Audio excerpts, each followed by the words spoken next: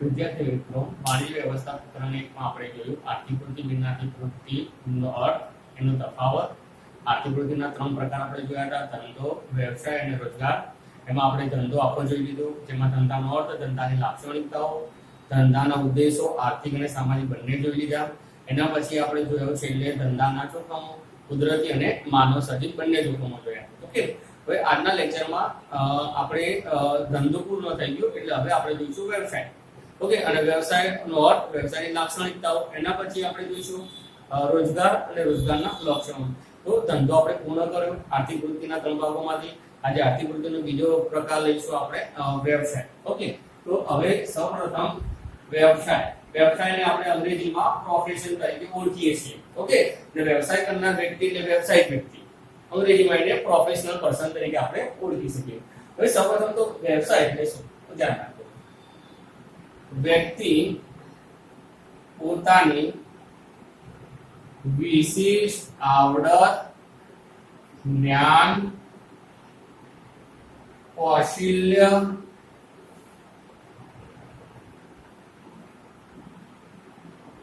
વ્યવસાયિક શિક્ષણ દ્વારા સેવા આપે છે.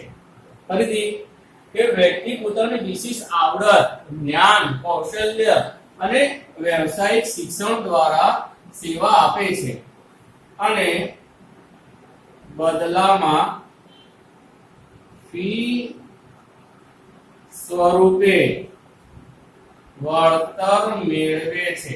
બદલામાં ફી સ્વરૂપે વળતર મેળવે છે તેવી આર્થિક પ્રવૃત્તિને વ્યવસાય કહેવાય છે. ઓકે, હવે તો ધ્યાન રાખજો કે ધંધામાં મોટાભાગે વેપાર થાય છે, વસ્તુની આપણે થાય એમાં આપણે બધું જોઈ શકીએ, પણ વ્યવસાયમાં વ્યવસાયિક વ્યક્તિ જે સેવા આપે છે અને બદલામાં ફી લે છે. ઓકે, એટલે પેલામાં નફા સ્વરૂપે ધંધામાં વળતર મળતું હતું, આમાં ફી સ્વરૂપે વળતર મળશે. બીજું કે સેવા દેખાતી નથી પણ સેવાનો ઓનલી અનુભવ થાય છે. ધ્યાન રાખજો મિત્રો, સહાય અલગ છે, સહાયમાં ફક્ત આપવાનું જ હોય છે, જે બિન આર્થિક પ્રવૃત્તિ છે, આગળ આપણે જોયું. જ્યારે સેવા એ આર્થિક પ્રવૃત્તિ છે, સેવાને જોઈ ના શકાય, સ્પર્શી ન શકાય. ઓકે, પણ સેવાનો અનુભવ થાય છે. ઓકે, દાખલા તરીકે ડોક્ટર, તો ડોક્ટર વ્યવસાય વ્યક્તિ છે, ડોક્ટર ફી લઈ અને તપાસ કરે છે, ઓપરેશન કરે છે, હાથમાં કશું આવતું નથી પણ દર્દીને રાહત થાય છે, અનુભવ થાય છે. વકીલ શું કરશે? અસીલના બદલામાં કોર્ટમાં કેસ લડી આપશે. ઓકે, ફી લે છે. વકીલ જે સેવા આપે છે એનો આપણને અનુભવ થશે, કોર્ટથી રાહત થશે, કાનૂની કાર્યવાહીથી રાહત થશે, એવો અનુભવ થશે, પણ આપણા હાથમાં કશું આવશે નહીં. એ જ પ્રમાણે એન્જિનિયર એ પણ એક સેવા વ્યવસાય વ્યક્તિ જે સેવા આપે છે. Chartered accountant, solicitor. ઓકે, તો આ બધી શું છે? વ્યવસાયિક વ્યક્તિ છે, એ લોકો વ્યવસાય કરે છે.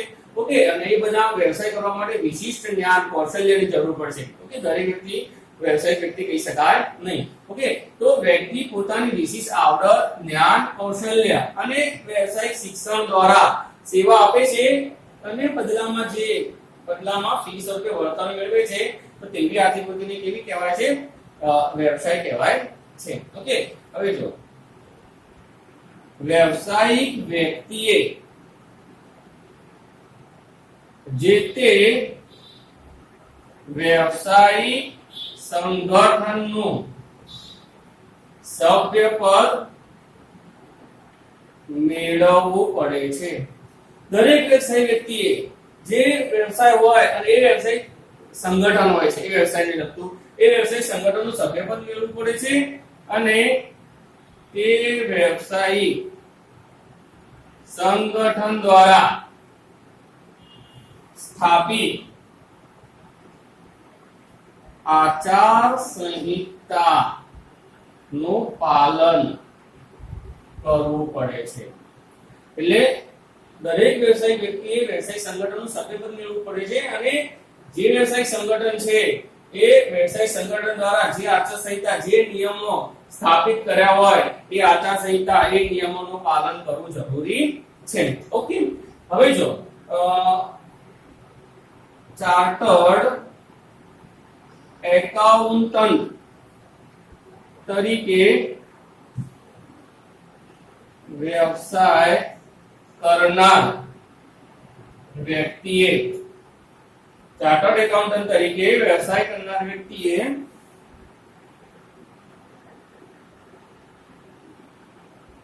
ચાર્ટર્ડ એકાઉન્ટન્ટ તરીકેની લાયકાત મેળવવી પડે છે. ચાર્ટર્ડ એકાઉન્ટનો વ્યવસાય કરનાર વ્યક્તિએ ચાર્ટર્ડ એકાઉન્ટની લાયકાત મેળવવી પડે છે અને institute of chartered account of India નું સભ્યપદ મેળવવું પડે છે. તો institute of chartered accountant of India એ શું છે ભાઈ? તો વ્યવસાયિક સંગઠન છે અને દરેક ચાર્ટર્ડ એકાઉન્ટન્ટ તરીકેની જેને લાયકાત મેળવે એને આનું સભ્યપદ મેળવવું પડે, પછી એ જે તે વ્યવસાય કરી શકશે. ઓકે, તો ડોક્ટર, વકીલ, સોલિસિટર, ચાર્ટર્ડ એકાઉન્ટન્ટ વગેરે વ્યવસાયિક વ્યક્તિઓ છે. ઓકે, આ બધા શું કરશે? વ્યવસાય કરશે. વ્યવસાયના બદલામાં એ લોકો સેવા આપશે અને બદલામાં ફી મેળવશે. ઓકે, હવે જો વ્યવસાયિક વ્યક્તિઓ પોતાનો વ્યવસાય ન કરે અને નોકરી પણ કરે છે, દાખલા તરીકે કોઈ એક હોસ્પિટલમાં વેતનમાં કામ કરતા ડોક્ટર, ઓકે, શાળામાં સેવા આપતા શિક્ષક, ઓકે, વકીલ પોતાનો વ્યવસાય ના કરે પણ કોઈ વકીલની ઇન્સ્ટિટ્યૂટ હોય, કોઈ ટ્રસ્ટ હોય ત્યાં પણ નોકરી કરી શકશે. એટલે આ વ્યવસાય છે અને એ લોકો નોકરી પણ સ્વીકારી શકશે. ઓકે, હવે આપણે જોઈશું વ્યવસાયના લક્ષણો. આપણે વ્યવસાયની આખી વિગત મેળવી. ઓકે, તો વ્યવસાય માટે વિશેષ જ્ઞાન આવડવાની જરૂર છે. વ્યવસાય રીતે વ્યવસાય સંગઠનનું સભ્યપદ મેળવવું પડે છે અને એના દ્વારા સ્થાપિત આચાર સંહિતા નિયમોનું પાલન કરવું પડશે. ઓકે, અને આપણે એનું ઉદાહરણ લીધું, ચાર્ટર્ડ એકાઉન્ટન્ટની લાયકાત મેળવવી પડે અને ઇન્સ્ટિટ્યૂટ ચાર્ટર્ડ એકાઉન્ટનું લાયસન્સ સભ્યપદ મેળવવું પડે. ઓકે, હવે આપણે જોઈએ વ્યવસાયની લાક્ષણિકતાઓ.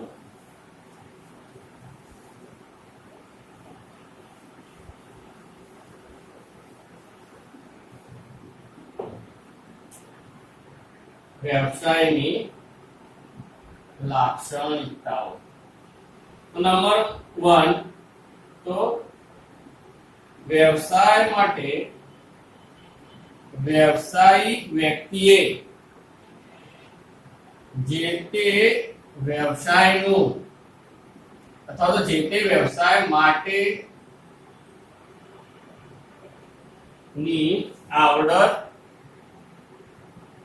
શિક્ષણ, ચાતુર્ય પ્રાપ્ત કરવું પડે છે.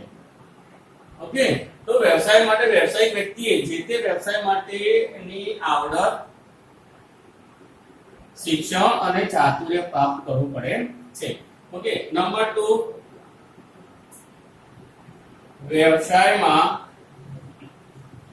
સેવાના બદલામાં ફી સ્વરૂપે વળતર મળે છે. યાદ રાખજો, ધંધામાં નફા સ્વરૂપે વળતર મળતું હતું, વ્યવસાયમાં વ્યવસાય વ્યક્તિ સેવા આપશે, ઓકે, અને બદલામાં ફી સ્વરૂપે વળતર મળે છે. પરંતુ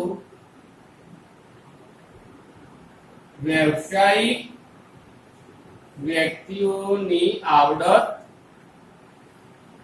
અનુભવ મુજબ ફીનું ધોરણ અલગ હોય છે. વ્યવસાયિક વ્યક્તિઓની જે આવડત છે, જે અનુભવ છે, એનું જે જ્ઞાન છે, એ મુજબ વ્યવસાયિક વ્યક્તિઓની ફીનું ધોરણ અલગ હોય. દાખલા ડોક્ટર એમએસ હોય, 3-4 ડોક્ટર એમએસ હોય, દરેકની ફીનું ધોરણ અલગ હોય. એમડી ની પણ દરેકની ફીનું અલગ હોય. એમના અનુભવને આવડતને અલગ આપી શકશે. વકીલની પણ ફી અલગ હશે. ઓકે, ચાર્ટર્ડ એકાઉન્ટન્ટની ફી પણ અલગ હશે. એટલે એ પણ ફી મળશે, પણ વ્યવસાયિક વ્યક્તિની આવડત અનુભવ મુજબ ફીનું ધોરણ અલગ હોય છે. ઓકે, નંબર 3, વ્યવસાયમાં સેવાને પ્રાથમિકતા અપાય છે. એટલે વ્યવસાયમાં મોટાભાગે શું સેવા આપવાની હોય છે. ડોક્ટર, વકીલ, એન્જિનિયર, ચાર્ટર્ડ શિક્ષક જે આપે છે એને આપણે સેવા આપીશું. એટલે વ્યવસાયમાં સેવાને પ્રાથમિકતા અપાય છે. નંબર 4 વ્યવસાયે આવક મેળવવાની સ્વતંત્ર પ્રવૃત્તિ છે. ધ્યાન રાખજો મિત્રો, વ્યવસાય આવક મેળવવાની સ્વતંત્ર પ્રવૃત્તિ છે. કેમ? તો કે વ્યવસાય વ્યક્તિ ધારે તેમાં કમાઈ શકશે, જેટલું વધારે કામ કરશે એટલું. નોકરીમાં સમય ફિક્સ હોય, આટલાથી આટલા સમયમાં તમારે કામ કરવાનું. ત્યારે વ્યવસાયમાં કોઈ સમય નક્કી હોતો નથી. તમે ધારો એટલું તમે યોગદાન મુજબ એમાં તમે આવક મેળવી શકશો. ડોક્ટર, વકીલ, એન્જિનિયર તમે ઉદાહરણ લઈ શકશો. નંબર 5 વ્યવસાયને ઉત્પાદન સાથે કોઈ સંબંધ નથી. ધ્યાન રાખજો મિત્રો, વ્યવસાયમાં કોઈ વસ્તુનું ઉત્પાદન થતું નથી કે એમાં ખાલી સેવા જ આપવાની હોય છે. ઓકે, પરંતુ વ્યક્તિઓની અંગત તેમજ ધંધાકીય જરૂરિયાતો પૂરી કરવામાં આવે છે. વ્યવસાયમાં વ્યક્તિઓની અંગત તેમજ વ્યક્તિઓની ધંધાકીય જરૂરિયાતો જે છે એ પૂરી કરવામાં આવશે.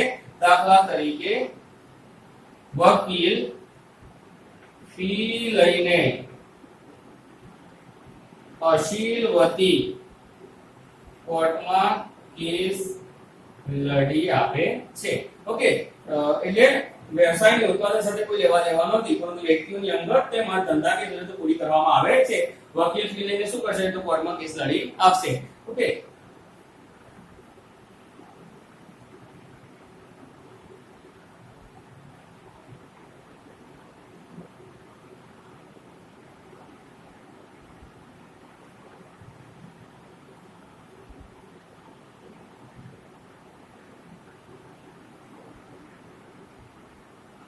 વ્યવસાયમાં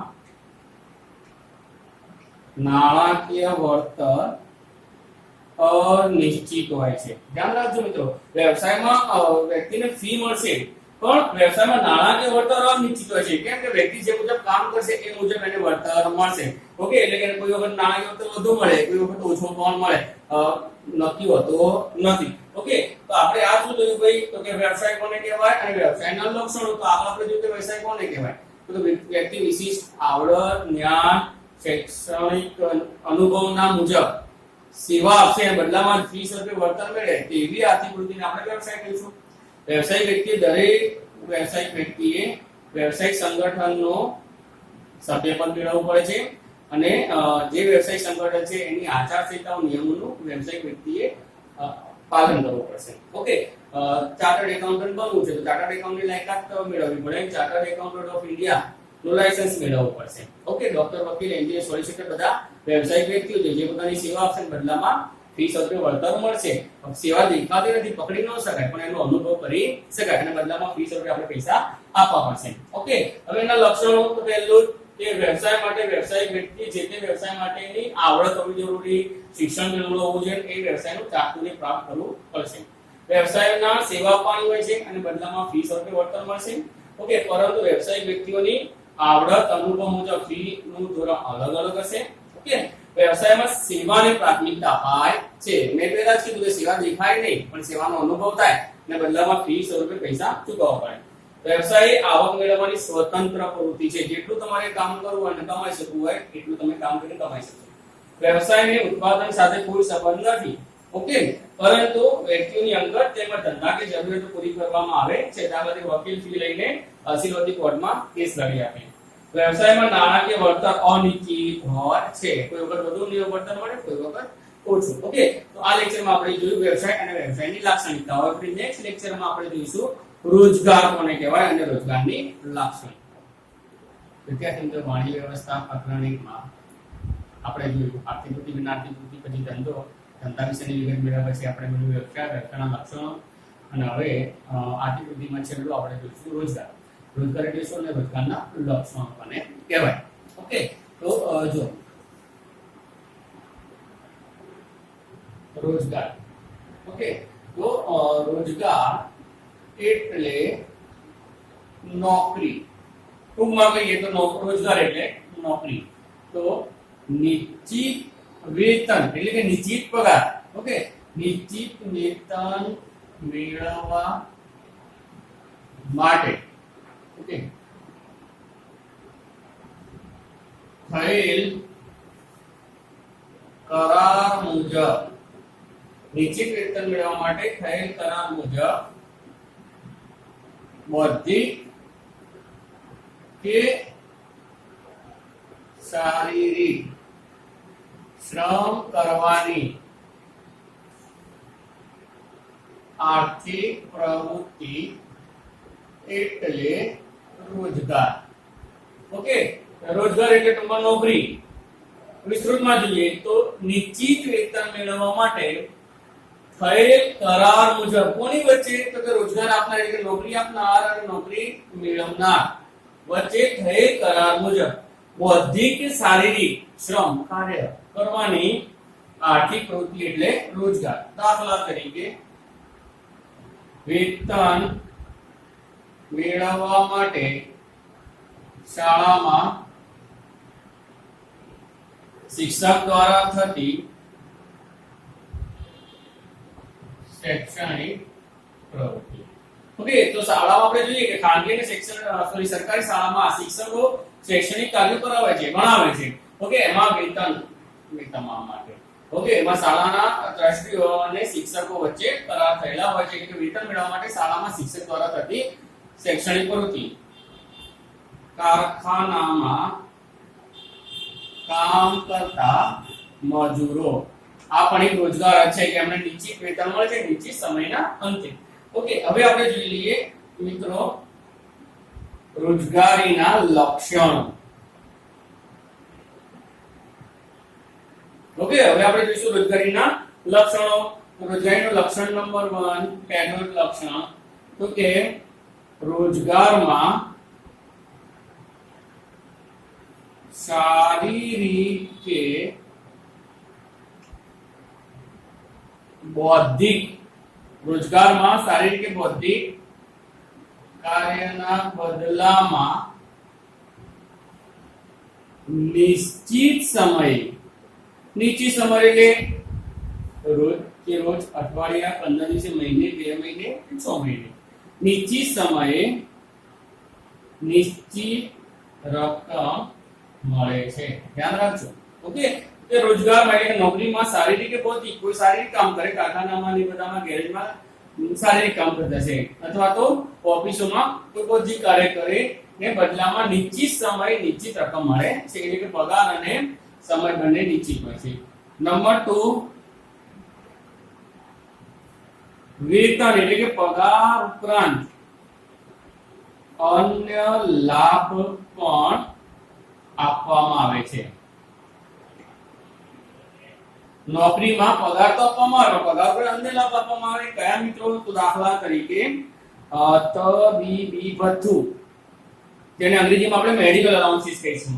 પછી નોકરી પટ્યા પછી પેન્શન આપવામાં આવે. પછી TA, DA, travels allowance, DNS allowance. Okay, એટલે નોકરીમાં પગાર ઉપરાંત તબીબી ભથ્થા, પેન્શન, ટીએ, ડીએ વગેરે લાભ મળે છે. નંબર 3 રોજગાર મેળવનારે એટલે કે કર્મચારીએ રોજગાર આપનારના તાબામાં રહીને કાર્ય કરવાનું હોય છે.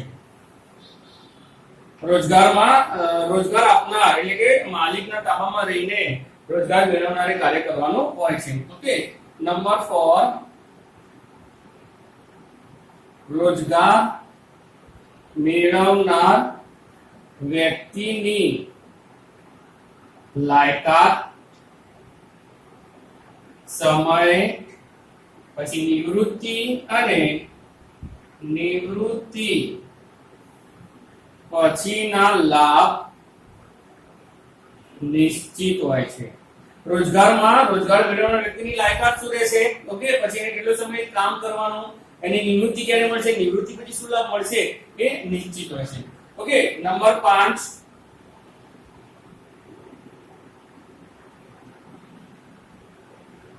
રોજગારમાં મૂડીરોકાણ કરવું પડતું નથી. રોજગારમાં જે વ્યક્તિ રોજગાર મેળવે છે એને મૂડીરોકાણ કરવું પડતું નથી, એટલે કે મૂડીરોકાણ નહીવત હોય છે. ત્યાર પછી નંબર 6 રોજગાર પરાવલંબી પ્રવૃત્તિ છે. ઓકે, રોજગાર એ પરાવલંબી એટલે કે બીજા ઉપર ડિપેન્ડ હોય છે. આપણે જોયું કે ધંધો અને વ્યવસાય એ સ્વતંત્ર, ઓકે, સ્વતંત્ર પ્રવૃત્તિ હતી, જ્યારે રોજગાર એ પરાવલંબી કોઈ બીજા ના પર આધારિત હોય છે. ત્યારે રોજગારમાં મૂડીરોકાણ કરવું પડતું નથી અને ડાયરેક્ટ આપણે સીધે રોજગારમાં કામ જ કરવાનું હોય છે. ફરીથી આપણે રિપીટ કરીએ કે આપણે પહેલા જોયું ધંધો, ધંધાની આખી ડિટેલ જોઈ, એના પછી વ્યવસાય જોયો, વ્યવસાયના લક્ષણો જોયા અને આજે આપણે જોઈશું રોજગાર. હવે રોજગાર એટલે શોર્ટમાં કહીએ તો નોકરી. નિશ્ચિત વેતન મેળવવા માટે થયેલ કરાર મુજબ બૌદ્ધિક કે શારીરિક શ્રમ કરવાની આર્થિક પ્રવૃત્તિ એટલે રોજગાર. ઓકે, દાખલા તરીકે વેતન મેળવવા માટે શાળામાં શિક્ષણ દ્વારા થતી શૈક્ષણિક પ્રવૃત્તિ,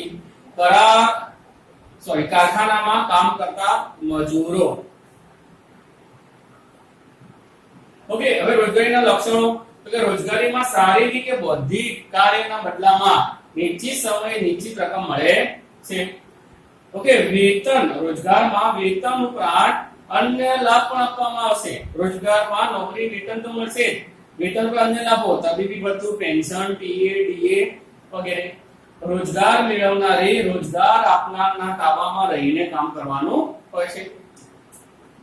રોજગારમાં રોજગાર મેળવનાર વ્યક્તિની લાયકાત, એનો સમય, એની નિવૃત્તિ અને નિવૃત્તિ પછીની ના લાભો નિશ્ચિત હોય છે. રોજગારમાં મૂડીરોકાણ કરવું પડતું નથી અને રોજગાર એ પરાવલંબી પ્રવૃત્તિ છે. તો આપણે રોજગારની ડિટેલ મેળવી. હવે આ ફોરમમાં આગળ આપણે નેક્સ્ટ વિડિયોમાં જોઈશું.